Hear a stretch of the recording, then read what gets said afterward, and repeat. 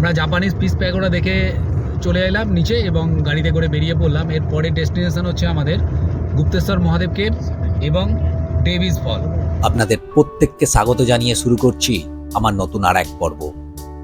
এর আগের পর্বে আমি আপনাদের দেখিয়েছি পোখরার বিখ্যাত জায়গা শিব মন্দির আর পিস প্যাগোডা। পোখরায় আজকে আমাদের প্রথম দিন, আর প্রথম দিনের প্রায় অর্ধেকটা সময় জুড়ে পোখরার বিখ্যাত এই দুই জায়গায় আমরা প্রচুর আনন্দ করেছি। এরপর এখান থেকে চলেছি পোখরার অন্যতম দুখানা আরো বিখ্যাত জায়গা দেখতে। একটা হলো ডেভিস ফল আর একটা গুপ্তেশ্বর মহাদেবের গুহা। তারপর সন্ধ্যাবেলায় ভেবা লেকের ধারে সন্ধ্যা আরতিও দেখব। অল্প কিছুক্ষণের মধ্যেই আমরা পৌঁছে গেলাম ডেভিস ফল। এই ডেভিস ফলের মেন গেটের বাইরেই রয়েছে বিভিন্ন রকম লোভনীয় জিনিসপত্রের একখানা মার্কেট। তবে আগে ঝর্ণাটাকে দেখে আসি, তারপর না হয় টুকিটাকি জিনিসপত্র কেনা যাবে। আর ডেভিস ফল দেখার জন্য কিন্তু এন্ট্রি ফি দিতে হয়। তাই আমাদের কিরণ চলে গেল টিকিট কাউন্টারের লাইনে। টিকিট কাউন্টারটা মেন গেটের পাশেই রয়েছে।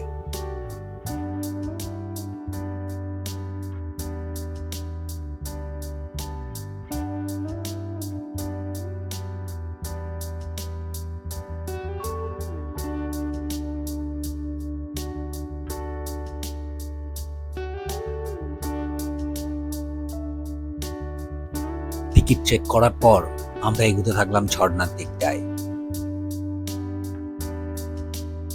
ঝর্ণার দিকটায় যাওয়ার পথে একখানা খুব সুন্দর সাজানো গোছানো পার্কও রয়েছে।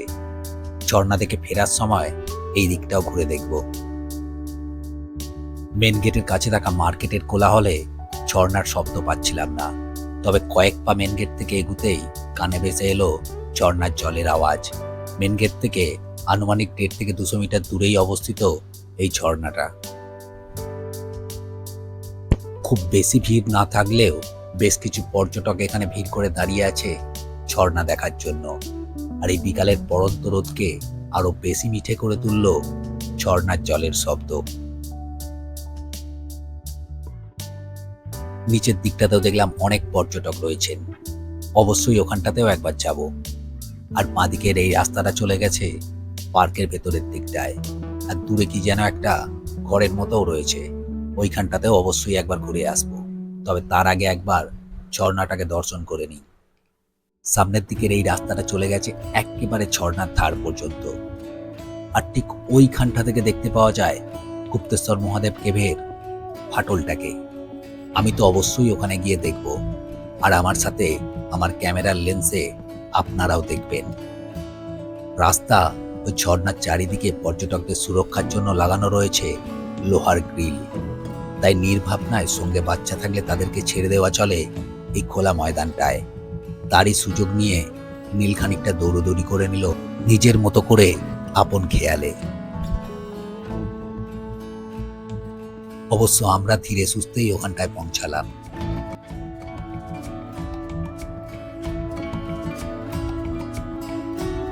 পাহাড় জঙ্গল ভেদ করে না জানি কত দূর থেকে আপন খেয়ালেই বয়ে আসছে একখানা জলধারা তার পরিণতির উদ্দেশ্যে। তার এই অক্লান্ত চলার পথে এই মুহূর্তের সাক্ষী হলাম আমরা, আর অবশ্যই আপনিও। এই হলো সেই বিখ্যাত ডেভিস ফল।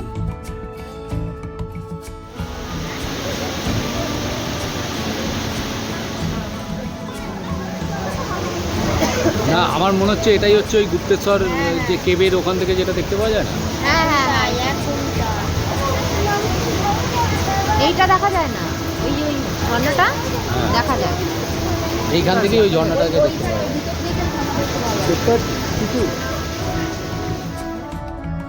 গুপ্তেশ্বর গুহা থেকে ঝর্ণার এই অংশটাকেই দেখতে পাওয়া যায়। আর এরপরে আমরা যাব গুপ্তেশ্বর গুহা দেখতে। আর অবশ্যই চেষ্টা করব ঝর্ণার এই অংশটাকে ওই ফাটল থেকে আরো একবার দেখবার। তবে তার আগে একবার বিকালের এই মিঠে রোদ গায়ে মেখে উদ্যানটায় চক্র দিয়ে নেব।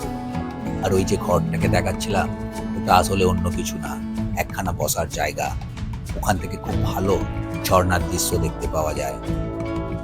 আর এই পার্কের ঠিক মধ্যিখানটায় কিছু একটা থাকবে হয়তো, সম্ভবত জলের ফোয়ারা টাইপের কিছু। বর্তমানে কাজ চলছে, তাই আর এটাকে দেখা হলো না। যদি আপনি অতীতে কোনোদিন এসে থাকেন বা ভবিষ্যতে কোনোদিন আসবেন, অবশ্যই আমাকে জানাবেন এটা আসলে কি ছিল।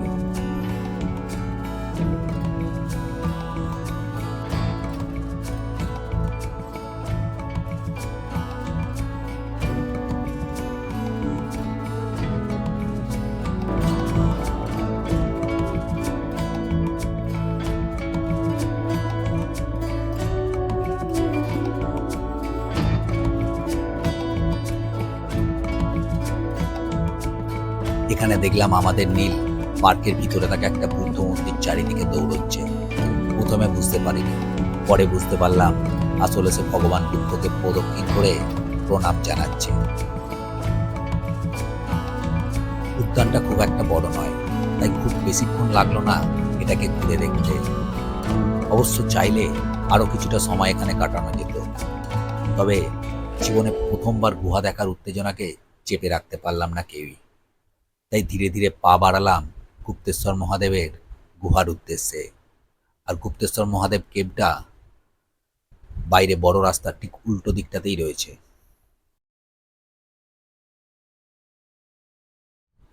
এই হলো গুপ্তেশ্বর মহাদেব কেভের প্রবেশদ্বার, আর এটা দেখতে ভীষণ সুন্দর।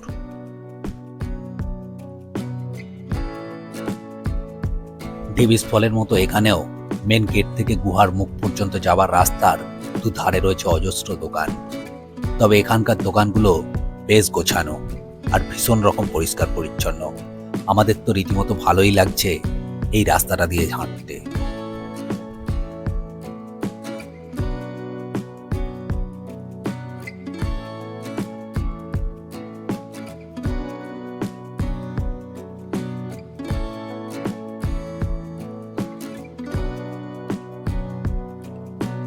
আর এই হলো বাবা গুপ্তেশ্বর মহাদেবের গুহার উৎসস্থল।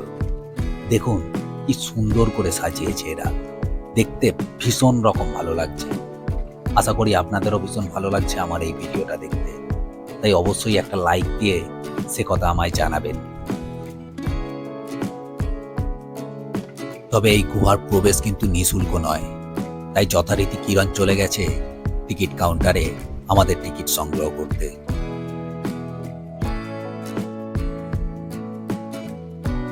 আমরা ভারতীয়, তাই আমাদের টিকিটের দাম পড়ল জনপ্রতি নেপালি টাকায় 100 টাকা করে।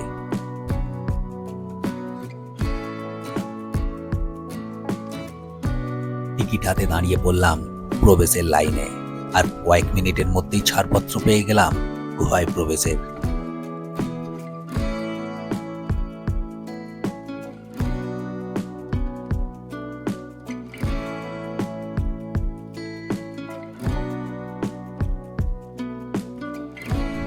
দূর থেকে যতটা বেশি সুন্দর লাগছিল এটাকে, কাছে এসে দেখি তার থেকে অনেক বেশি সুন্দর এটা।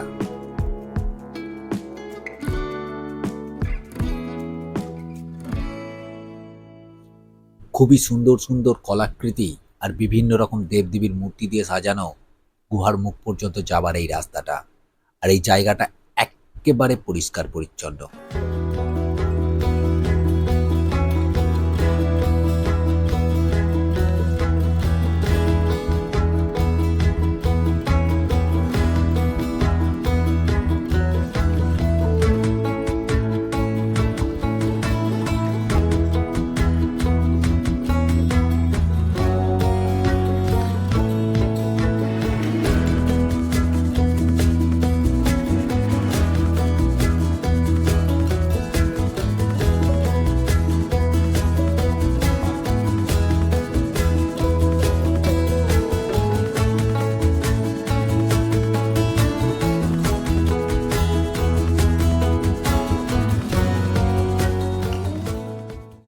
এরপর শুরু হলো সত্যিকার পাথরে গুহা। ভেবেছিলাম এবড়ো খেবড়ো হবে, দেখলাম না, এখানে সিঁড়ি করা রয়েছে, আর সিঁড়িটা বহু দূর পর্যন্ত নিচে থেকে চলে গেছে। আর গুহার ভিতর খুব ভালো রকম লাইটের ব্যবস্থা করা আছে, এটা কিন্তু পর্যটকদের বিশেষ সুবিধা। আর একটা জিনিস খেয়াল করলাম, দেখলাম প্রচুর সংখ্যায় পর্যটক আছে। সেটা শুধু আজকে কিনা জানি না, তবে এত সংখ্যায় মানুষ না থাকলে হয়তো এই গুহার ভিতর গা ছমছম করতো। কমসে কম প্রচুর পর্যটক থাকায় সেই গা ছমছমানি ভাবটা থেকে রেহাই পাওয়া গেছে।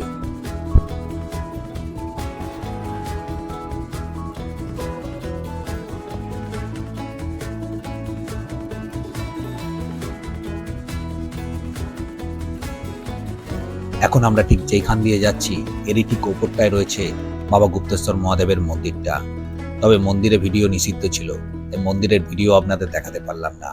তবে নিচে এসে দেখতে পেলাম এখান থেকে বাবার শিবলিঙ্গটাকে দেখতে পাওয়া যাচ্ছে, তাই চেষ্টা করব ফেরার সময় এক ঝলক বাবাকে দেখাতে। কিছুটা আসার পর কংক্রিটের সিঁড়ি শেষ হয়ে গেল, তার বদলে শুরু হলো একেবারে কাঁচা গুহার রাস্তা। আর গুহার আকারটাও আয়তনে ছোট। তবে যত দূর পর্যন্ত এলাম এখন পর্যন্ত আলোর কোনো অভাব হয়নি। পুরো গুহাটাতেই রয়েছে ভরপুর ইলেকট্রিকের আলো। তবে কোনো কারণে লোডশেডিং হলে কেলেঙ্কারি হয়ে যাবে। এরপরে গুহাটা একেবারে সংকীর্ণ হয়ে এলো, আর গুহার চারিদিকের দেওয়াল ও নিচের মেঝেটা একেবারে জলে চ্যাপ চ্যাপ করছে। তার সাথে গুহার ছাদ থেকে ক্রমাগত টোপায় টোপায় জল পড়ে চলেছে। আর একটা জিনিস খেয়াল করলাম, বাইরে প্রচন্ড ঠান্ডা থাকলেও গুহার ভেতরটা কিন্তু রীতিমতো গরম। আর শুদ্ধ বাতাস চলাচলের তো কোনো সুযোগই নেই এখানে। তাই সব মিলিয়ে এখানকার পরিবেশটা রীতিমতো অস্বস্তিকর। তাই আমার মতে যাদের পায়ের বা কোমরের সমস্যা আছে কিংবা শ্বাসকষ্টের, তারা একটু সাবধানে প্রবেশ করবেন এই গুহায়।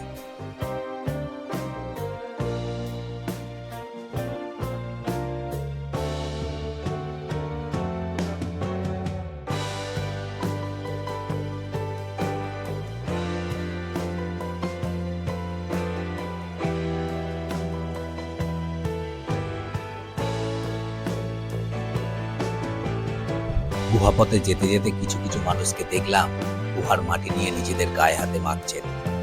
এক পর্যটককে জিজ্ঞেস করলে জানতে পারি ওনারা আসলে মুলতানি মাটি মাখছেন। তবে গুহার ওই জায়গাটা অলরেডি পার করে এসেছি, ফেরার সময় নিশ্চয়ই দেখাবো। অনেকখানি সংকীর্ণ গুহাপথ পার করার পর হঠাৎ করেই গুহার এক বিশাল বড় খালি জায়গায় এসে পৌঁছালাম। আর সঙ্গে সঙ্গে কানে ভেসে এলো ঝর্ণার জলের আওয়াজ। বুঝে গেলাম আমরা আমাদের লক্ষ্যের কাছাকাছি পৌঁছে গেছি। তবে রোমাঞ্চ কিন্তু এখনো শেষ হলো না, কেননা এই গভীর খাতের এপার থেকে ওপারে যেতে হবে ছোট্ট এই লোহার সিঁড়িটা দিয়ে। এটা কিন্তু সত্যিই রোমহর্ষকর। বেশ কিছুটা চিন্তা ভাবনা করার পর অবশেষে পম্পি আর নীল দুজনেই সিঁড়ি বেয়ে নিচে এলো। কিরণ, পমি আর সোনামা অলরেডি পৌঁছে গেছে ওখানে। এরপর এখান থেকেই আমরা দেখতে পেলাম আমাদের কাঙ্ক্ষিত দৃশ্য। নিচে নেমে গুহার দেওয়ালে আরো একটা জিনিস খেয়াল করলাম, হাজার হাজার বছর ধরে তৈরি হওয়া আলাদা আলাদা মাটির স্তরের আলাদা আলাদা রং। আর এই হলো সেই বিখ্যাত গুপ্তেশ্বর মহাদেব কেবের ফাটলটা, যেখান থেকে দেখতে পাওয়া যায় অবিরাম ঝরে পড়া ডেভিস ফলের জল।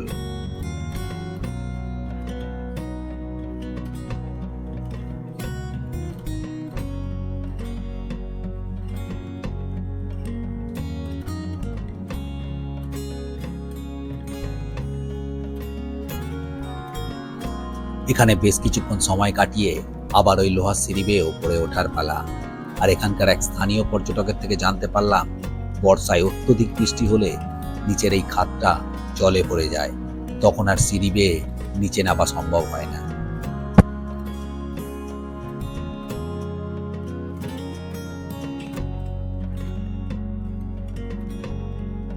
গুহার দেওয়াল থেকে ঝরে পড়া জল আর সেই জলে মিশে থাকা বিভিন্ন রকম খনিজ মিলে গুহার দেওয়ালে তৈরি করেছে বিভিন্ন আকৃতির চিত্র, যা আলো আধারে ভরা এই গুহার দেওয়ালগুলোকে অদ্ভুত রকমের সুন্দর করে তুলেছে। আর ওই খনিজে ভরা জল শুধু গুহার দেওয়ালে নয়, যেখানে মেঝেটাতে পড়ছে সেই জায়গাটাতেও তৈরি করেছে এক সম্পূর্ণ অন্য রকমের প্রাকৃতিক শিল্পকলা। আমার তো বেশ ভালোই লাগলো গুহার এই জায়গাটা, শুধুমাত্র ওই ভ্যাপসা অস্বস্তিকর আবহাওয়া আর গরমটা বাদ দিলে।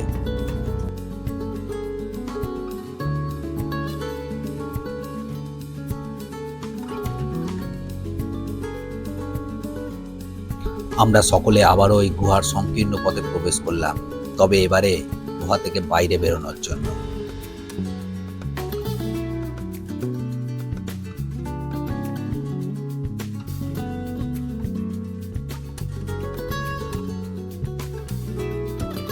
আর এই হলো সেই মুলতানি মাটি যার কথা আমি যাবার সময় বলেছিলাম।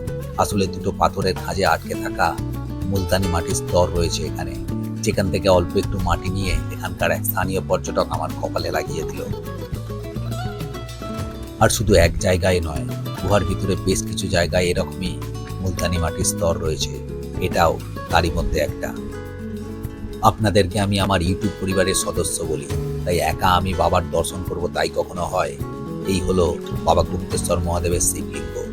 এখানে ভিডিও নিষিদ্ধ, তাই ঠিক করলাম কিনা জানি না, সেটা আপনারা কমেন্ট করে জানাবেন। এরপর সিঁড়ি বেয়ে আমরা ক্রমশ গুহার মুখের দিকটায় যেতে থাকলাম। তবে আপনি এই ভিডিওটা দেখে চলে যাবেন না, যাবার আগে অবশ্যই এই চ্যানেলটাকে সাবস্ক্রাইব করে আমার ছোট্ট ইউটিউব পরিবারের সদস্য হয়ে যাবেন। আর এটা হলো গুহার মুখে কাউসেট লেখা জায়গাটা। আসলে এটা কি সেটা বুঝতে পারলাম না। গুহা থেকে বেরিয়ে উন্মুক্ত বাতাসে নিঃশ্বাস নিতে পেরে প্রাণের মধ্যে যেন প্রাণ ফিরে এলো। ভীষণ সুন্দর লেগেছে এই জায়গাটা, তাই সকলে মিলে ঠিক করলাম আরো কিছুটা সময় এখানে দাঁড়াবো, তারপর চলে যাব ফেবা লেকের ধারে সন্ধ্যাবেলায় সন্ধ্যা আরতি দেখার জন্য।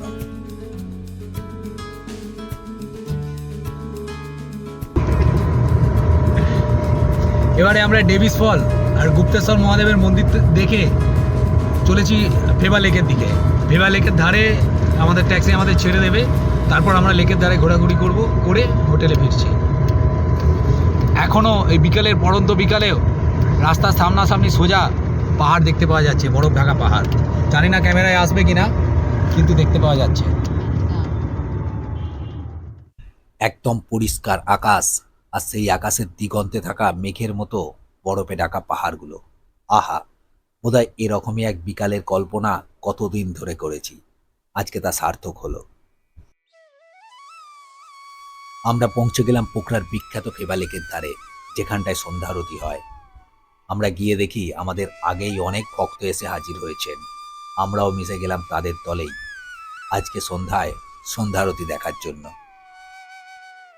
ধীরে ধীরে কমতে থাকলো সূর্যের আলো, আর অন্যদিকে ক্রমাগত বেড়ে চলল আজকে সন্ধ্যা আরতি দেখার জন্য ভক্তজনের সংখ্যা। শঙ্খ বাজিয়ে শুরু হলো সন্ধ্যা আরতি, আর আরতির ধূপের গন্ধ আর প্রদীপের শিখায় মনকে করে তুলল একেবারে পবিত্র। ঈশ্বরের কাছে কামনা করি সন্ধ্যা আরতির এই পবিত্র প্রদীপের শিখা করে তুলুক আমার এই ছোট্ট ইউটিউব পরিবারের প্রতিটা সদস্যের জীবনকে মঙ্গলময়। আর আপনার কাছে আমার প্রার্থনা রইল, যদি আমার এই ভিডিওটা আপনার একান্ত ভালো লেগে থাকে, তাহলে অবশ্যই আপনার স্ক্রিনের ডান দিকে থাকা সাবস্ক্রাইবার বাটনটাকে প্রেস করে দেবেন। এতে আপনার তো কিছু যায় আসে না, তবে আমার ক্ষেত্রে নতুন ভিডিও বানানোর উদ্দীপনাকে বাড়িয়ে দেবে বহুগুণ। সন্ধ্যা আরতি দেখার পর অল্প কিছু খাওয়া দাওয়া সেরে সোজা হোটেল রুমে পৌঁছে যাব, কেননা প্রচুর এনার্জি সংগ্রহ করতে হবে কালকের জন্য। কালকে সকালেই আমরা পোখরার বিখ্যাত জায়গা সারানকোটে যাচ্ছি, তাই অবশ্যই বেল আইকনটাকে প্রেস করে রাখবেন, যাতে করে আমাদের সারানকোট যাওয়ার ভিডিও আপলোড হওয়ার সাথে সাথেই আপনার কাছে পৌঁছে যায়। আর এই ভিডিওটাকে অবশ্যই একটা লাইক করে দেবেন, আর কমেন্ট করে জানাতে ভুলে যাবেন না কেমন লাগলো আজকের ভিডিওটা। ভালো থাকবেন, সুস্থ থাকবেন, আর দেখতে থাকবেন আমার ভিডিওগুলো। নমস্কার।